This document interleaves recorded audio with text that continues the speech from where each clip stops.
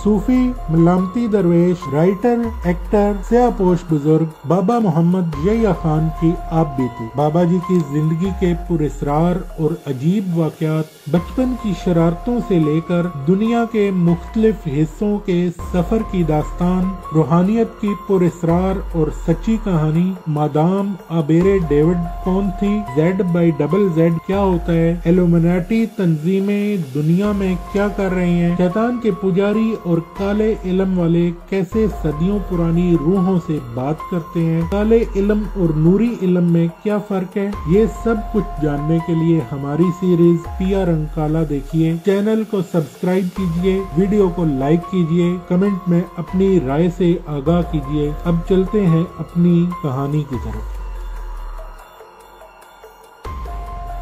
शाम का वक्त, आसमान का लहू लहू दामन, हर जानब एक चल चलाओ का आलम, थके हारे परिंदों की बोझल सी वापसी की परवाजें, इनकी कर्ब में उतरी हुई चीखें और इस पे मुस्तजाद लौटें लेता हुआ समंदर, जजीरे के इर्द गिर्द और नजदीक किसी गोरिस्तान में कब्रों पे लरजते हुए दीपों की जलमलाती टिमटिमाती जहाजों, बादबानी कश्तियों की नीली पीली सुर्ख रोशनियां, और इस पे सितम के जैकब का कहीं नामो निशान न था। काफी देर में तख्त दराज पे नीम दराज सा दाएं बाएं और सामने की चौपट खुली खिड़कियों से शाम की उदासी अपनी तन्हाई और होले होले जागते हुए समुंदर की शिशकारियों से चश्म पोशी करता रहा।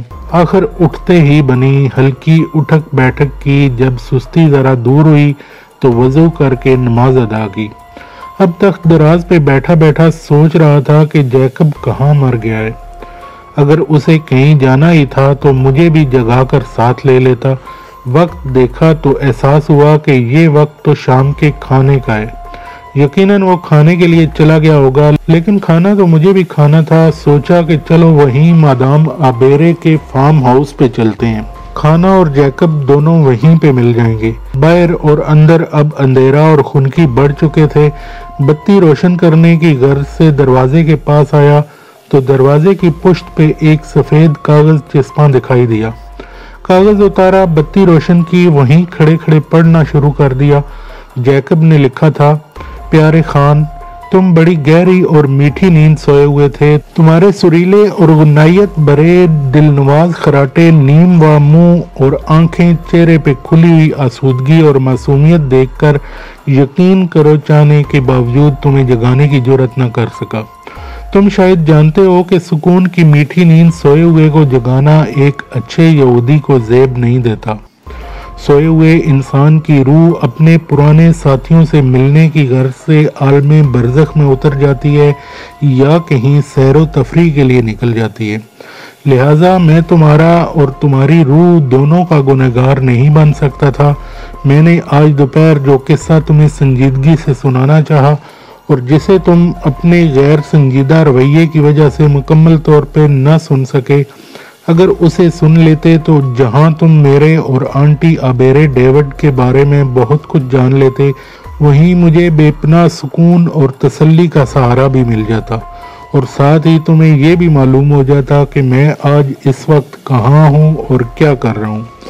खैर, मैं इस मुख्तसर से नोट में सिर्फ तुम्हें इस कदर ही बता सकता हूँ कि आज चांद मुकुट की रात है, आंटी की खास इबादत की रात, जिसके लिए वो पूरा महीना तैयारी करती है। इस रात इबादत या रियाजत के तमाम मराइल पे मुझे आंटी आबेरे डेविड की मुआवनत में मुस्तैद रहना पड़ता है। तफसील का ये मौका नहीं है। रात का खाना बावर्ची खाने में गर्म रखा हुआ है, बावर्ची खाने चले जाओ, मुलाजिम तुम्हारा इंतजार कर रहा होगा। वापस आकर इत्मीनान की नींद सो जाना, सुबह मुलाकात होगी। जरूरी नोट, जजीरे के शुमाली हिस्से की जानब जाना सख्ती से मना है। वो हिस्सा गैर महफूज और खतरनाक भी है। जैकब, लानत हो तुम पर। मैंने गुस्से में रुके का गोला बनाकर दरवाजे से बाहर फेंक दिया। मैं दरवाजे की चौखट के बीच दोनों इतराफ बाजू फैलाकर खड़ा हो गया था।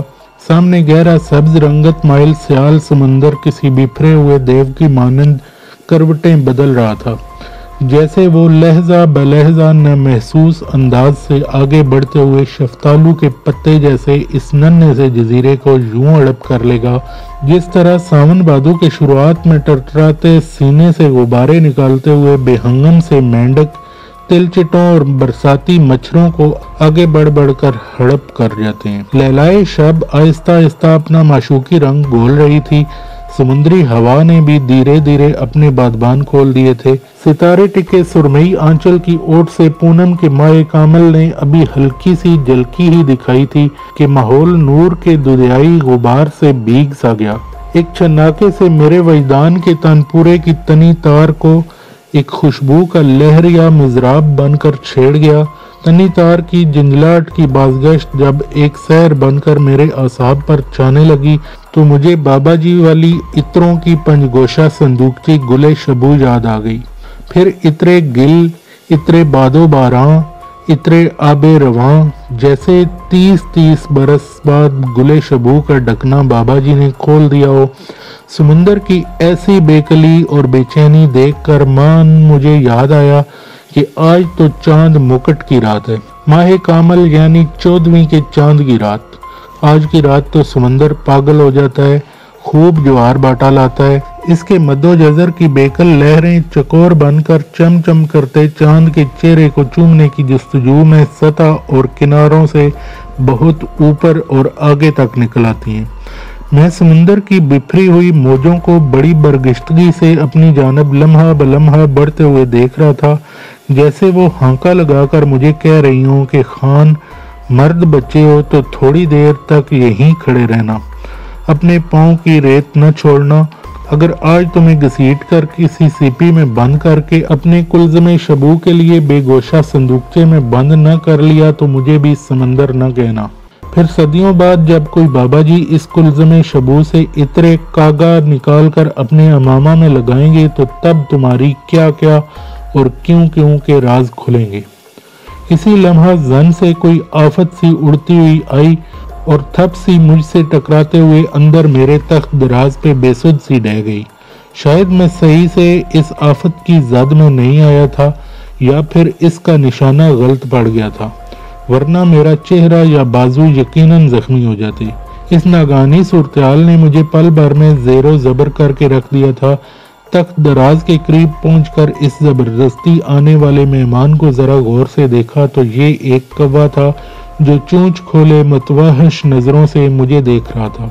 शिकरे की सी शक्लो शबात और जसामत वाला ऐसा कौवा इससे पेशतर कम अज कम मेरी नजरों से नहीं गुजरा था, और मैं इसके जरा और करीब हुआ तो वो मुझसे बिदक कर कुछ और दूसरी तरफ खिसकने की कोशिश में दाएं पहलू पे लुढ़क सा गया।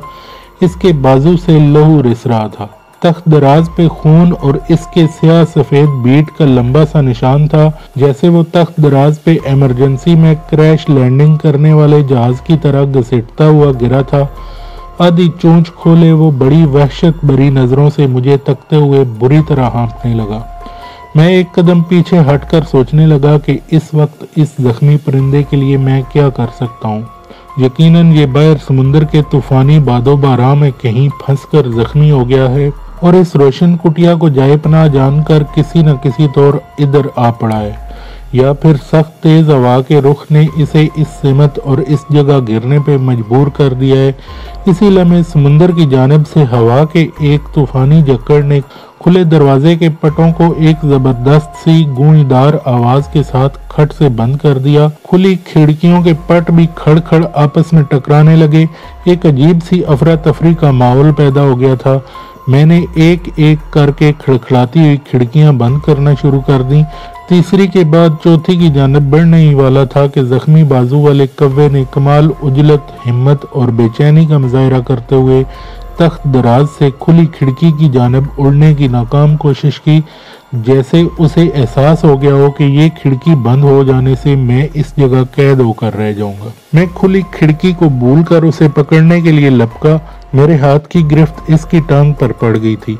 वो बुरी तरह फड़फड़ा रहा था। इसी कश्मकश में मेरे कपड़ों का बेड़ा गर्क हो गया। खून के छींटे, गलाजत, हत्ता कि मेरा चेहरा और हाथ बाजू तक सब लितड़ गए थे। इसकी टांग पे मेरी पकड़ मजबूत थी। وہ اپنے جہازی سائز کے بڑے بڑے پروں کو پھیلائے میرے ہاتھوں میں جھولتا ہوا میرے پنجے سے آزاد ہونے کی بھرپور کوشش کر رہا تھا۔ آخری حربے کو آزماتے ہوئے اس نے اپنی چونچ میری ٹانگ میں گاڑ دی۔ بس یہیں میری گرفت ڈھیلی پڑی تو وہ 1.5 بازو پر پھڑپھڑاتا ہوا سامنے کھلی کھڑکی سے باہر تھا۔ آگے بڑھ کر باہر اندھیرے میں دیکھا تو امڑے ہوئے سمندر کی بپھرتی جاگ اڑاتی شور مچاتی لہروں کے سوا کچھ نظر نہ آیا۔ ایک عجیب سی بے چینی، بے کلی اور اضطرابی کیفیت پیدا ہو چکی تھی۔ جزیرے پہ پہلا دن اور پہلی رات تھی۔ جب سے یہاں آیا اس وقت سے اب تک کچھ بھی تو ایسا نہ تھا جو میرے لیے پسندیدہ اور موافق ہوتا۔ ہر فرد افلاطون، ہر چیزیں دیگرے، ہر بات بنت سامری اور ہر واقعہ وجہ اضطراب۔ الہی میں کس قسم کے جادو کے جزیرہ حیرت و حصار میں پھنس گیا ہوں۔ کھڑکی بند کرتے ہوئے چٹکنی چڑھانے والا ہی تھا کہ باہر سے اسی زخمی کوے کی کیا کیوں کی آواز آئی۔ لاہور میں مرد سیاہ پوش کی مصاحبت میں جب میں شاہی محلہ کی حویلی جمنا بائی جبل پوری میں جاتا ہوں تو وہاں ایک گربہ سیاہ سے واسطہ پڑتا ہے جو میاؤں میاؤں کی بجائے مانانم کی آوازیں نکالتی ہے۔ ویسے ہی یہ زخمی کوا بھی کائیں کی بجائے کیوں کر رہا تھا۔ کھڑکی کو کھول کر پھر غور سے آس پاس ادھر ادھر نگاہ دوڑائی، مگر اندھیرے اور تیز ہوا کے جکڑوں، سیٹیوں، سمندر کے شور شرابے میں کچھ بھی تو دکھائی نہیں دے رہا تھا۔ کھڑکی بند چٹکنی چڑھا کر میں باہر نکل آیا۔ نکلتے ہی احساس ہوا کہ اس باد و باران اور اندھیرے میں زخمی کوے کو تلاش کرنا بہت مشکل ہوگا۔ اب شاید ہلکی بوندا باندی بھی شروع ہو چکی تھی۔ میں الٹے پاؤں اندر آ گیا۔ دروازہ بند کر ہی رہا تھا کہ پھر ایک کراسی ابھری، کیوں۔ جیسے دروازے سے باہر اندھے طوفان کے چنگل میں پھنسا ہوا کوئی معصوم بچہ اندر آنے کے لیے التجا کر رہا ہو۔ میں نے فوراً رکسیک سے ایسے موسموں سے محفوظ رکھنے والی فل سائز برساتی اور lightweight waterproof long shoes نکالے، جلدی سے ہاتھ پاؤں سر ڈانپے، ہاتھ میں طاقتور پانی سے محفوظ رہنے والی ٹارچ پکڑی اور دروازہ بند کرتے ہوئے باہر نکل آیا۔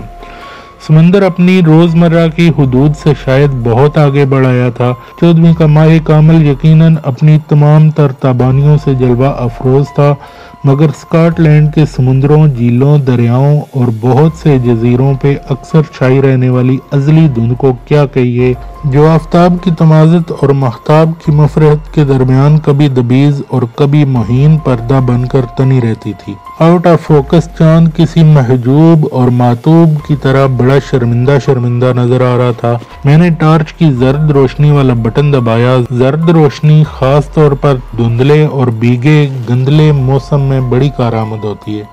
کاٹیج کے ارد گرد قرب و جوار میں ہر جگہ دیکھا، مگر کوے کا وجود کہیں نظر نہ آیا۔ سمندر کی طرف جانا لاحاصل تھا، پھر بھی میں قدرے آگے بڑھ گیا، یہاں تک کہ لہریں آتی اور میرے پاؤں کو چھو کر واپس پلٹ جاتی۔ مان کیا اور کیوں کی دلخراش سی صدا پھر میرے کانوں سے ٹکرائی، مگر میں سمندر کے شور کی وجہ سے آواز کی سمت کا تعین کرنے میں ناکام رہا۔ میرا یہ اندازہ تھا کہ یہ صدا پیچھے مادام آبیرے کے فارم ہاؤس کی جانب سے آ رہی ہے۔ میں نے اپنا رخ پلٹا اور فارم ہاؤس کے رخ پہ چل پڑا۔ شاید یہ لکھنا ظاہر کرنا مناسب ہے کہ نہیں کہ اللہ کریم کا خاص فضل و کرم اور میرے بابا جی کی نظر و عنایت ہے کہ بچپن ہی سے میرے اندر تیسرے کلمہ پاک کا خفی ذکر اپنے آپ ہی چلتا رہتا ہے۔ کوئی بھی کام دھندا ہو، مجلس، مذاکرہ، تنہائی، سفر، طعام، قیام، ڈرائیونگ، لڑائی، ہنگامہ، شادی، موسیقی، فلم، ڈرامہ، مشاعرہ، کوئی بھی دین و دنیا کی مصروفیت ہو، یہ اندر کی چکی چلتی رہتی ہے۔ اس میں نہ تو میرے کسی ارادے کا دخل ہوتا ہے اور نہ ہی کوشش اور توجہ، اور شاید یہی وجہ ہے کہ میں کبھی بھی تنہا نہیں رہا اور نہ ہی میں بوریت اور یکسانیت کا شکار ہوا۔ سینکڑوں بار، 1000، 1500 میل تک روزانہ اکیلے ڈرائیونگ کی، ایک ملک سے دوسرے ملک تک صحراؤں کے صحرا، جنگلوں کے جنگل پاؤں اور پہیوں تلے نکال دیے، مگر کبھی تھکاوٹ، خوف و ہراس، نیند، نکاہت کا احساس تک نہیں ہوا۔ یہ اسی تیسرے کلمہ پاک کی برکت ہے۔ یہ کلمہ پاک اپنے اندر ہر ذکر پاک کا جوہر رکھتا ہے، لیکن اسے کسی کامل کی اجازت اس سے سمجھ جان اور پھر مان کر پڑھنا چاہیے، ورنہ اس کے خاطر خواہ اثرات اور ثمرات حاصل نہیں ہوتے۔ میرے بابا جی قدس سر العزیز کی خدمت میں ایک بہت ضعیف العمر شخص حاضر ہوا۔ اس خواہش کا اظہار کیا کہ میں حافظ قرآن بننا چاہتا ہوں۔ میرے بابا جی اور حاضرین مجلس نے یہ دیکھا کہ اس بوڑھے میں صحیح سے کھڑا ہونا تو کجا، ٹھیک سے بات کرنے کی بھی سکت نہیں۔ آنکھوں کے اندر باہر کے چاروں شیشے ایسے بری طرح دھندلائے ہوئے تھے کہ سامنے کھڑا شخص اسے کوسوں دور بھی دکھائی نہ دیتا تھا۔ پوپلے منہ میں صرف اور صرف ایک گیلی سی زبان بچی تھی، وہ بھی اکثر حلقوم کی جانب کھینچی رہتی۔ دوسرے کی بات البتہ ہاتھ کا بونپو سا بنا کر تھوڑی بہت سن لیتا تھا۔ یہ حالت ناتوانی اور شوق حفظ قرآنی دیکھ کر بابا جی نے تبسم فرماتے ہوئے اسے پاس بٹھایا، پوچھا، بابا جی آپ کو اس عمر میں جب انسان گھوڑے پہ بیٹھنے کی تیاری کرتا ہے، یہ قرآن شریف حفظ کرنے کا خیال کیوں کر آیا؟ بوڑھے آدمی نے ٹھہر ٹھہر سوچ سوچ کر جواب دیا، پیر جی بس جی حیاتی ساری ایسے ہی گنوا دی ہے۔ ایک دن میرے یار علمے نے مجھے نصیحت کی کہ چراغ دین تو مرنے دندے لگا ہوا ہے، سنا ہے قبر میں بڑا اندھیرا ہوتا ہے۔ یار تیرا نام چراغ دین ہے، میرے دل میں آیا ہے تو قبر میں کوئی ایسا چراغ لے جائے جس سے تیری قبر کا اندھیرا دور ہو اور تجھے وہاں کوئی تکلیف وغیرہ نہ ہو۔ پیر جی اس کی یہ بات میرے دل میں خوب سی گئی۔ میں نے اپنے پنڈ کے مولوی رمضان ملوانے سے بات کی، اس نے بتایا قرآن پاک کا حافظ اپنی اگلی پچھلی 7 پشتوں کی بخشش کا سبب بنتا ہے۔ چونکہ مرنے والے کے سینے میں قرآن مجید ہوتا ہے، اس لیے اس کی قبر میں نور برستا رہتا ہے، کیونکہ قرآن بھی چراغ دین ہے۔ جانے سے پہلے ہماری ویڈیو کو لائک کیجئے، کمنٹس میں اپنی رائے دیجئے اور چینل کو سبسکرائب کیجئے۔ ملتے ہیں اپنی اگلی قسط میں۔ السلام علیکم۔